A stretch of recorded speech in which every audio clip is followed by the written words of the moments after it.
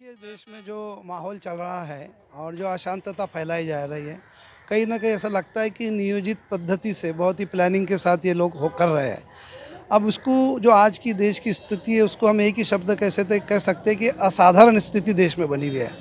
जमात इस्लामी का ये एक जो विंग है, स्टूडेंट इस्लामिक ऑर्गेनाइजेशन, इसमें सब बच्चे जो स्टूडेंट्स हैं, उन्होंने कहीं न कहीं ये एक मैसेज और इसके लिए वो काम कर रहे हैं कि जो जन आक्रोश रैलियाँ जो निकाली जा रही है, जो गलत फिगर्स और गलत तरीके से एक वैशिष्ट जाति को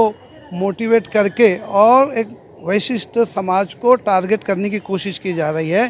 तो हम ये चाहते हैं, आज की प्रेस कॉन्फ्रेंस से ये मैसेज देना चाहते हैं कि जन आक्रोश नहीं बल्कि जन सद्भावना,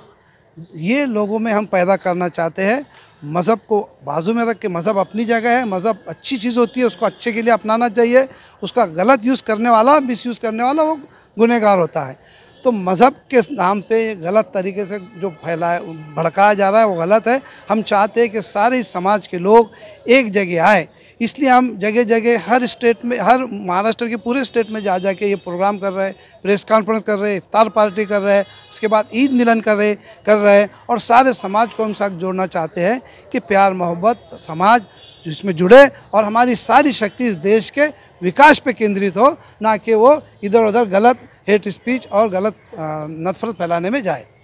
देखिए, ऐसा है कि एसआईओ स्टूडेंट इस्लामिक ऑर्गेनाइजेशन एक मुस्लिम जमात की जमात इस्लामी की तंजीम है।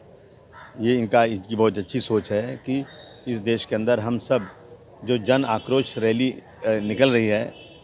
हिंदू समाज की, हम